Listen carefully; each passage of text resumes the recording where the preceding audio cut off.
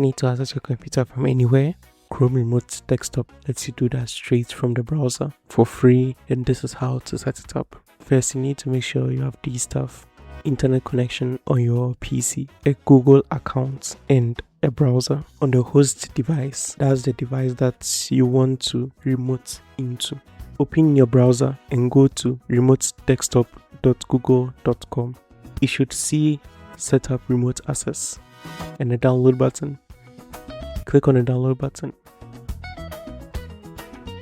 It automatically recognizes the OS you're operating on and to download the required file for that particular OS. So it can run on Windows, Mac, and Linux. So it works for all of those. Everything else is the same.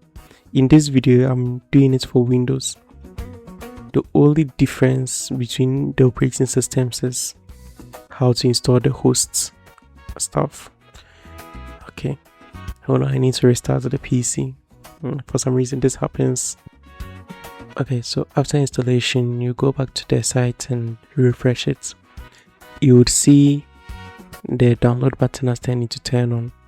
So just click on it, type in the name of the computer, then enter 6-digit PIN.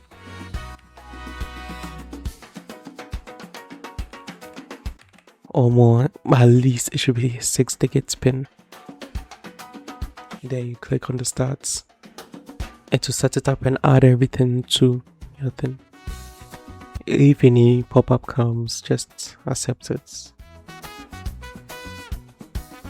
Then that's it. So then you go on the other device you want to remote from to this one. You go to the sites, the remotedesktop.google.com site. Click on the device name, type in the password that you set.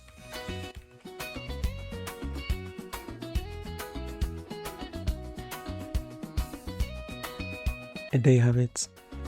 I'm inside and I'm controlling the PC remotely. One tip for mobile users: to make it easier to control, click on the hand pointing icon and choose the trackpad mode. It's just easier to control in the trackpad mode. And if you want to type something, just type it down there, then hit the send. Or you can click on the keyboard icon to enable the direct keyboard inputs. What if you want to help someone? Tell them to go to the remotedesktop.google.com, download and install it. Tell them to go to the remote support tab and generate a code. Then they tell you the code and you enter it into there, connect to another computer side. But you have to be quick. The code lasts only for 5 minutes. Then that's it. Well, they'll have to accept the remote connection, but after they accept it, you control it like it's your own computer. And what's up with the setup via SSH? So that one is for like if you have a remote computer in a cloud or somewhere and you can't access it directly through the interface. You can only access it through SSH. So you SSH into it and you follow the steps that they give you. Download the stuff and install it. Then you set it up through SSH. Then you can remote directly into it. Yeah.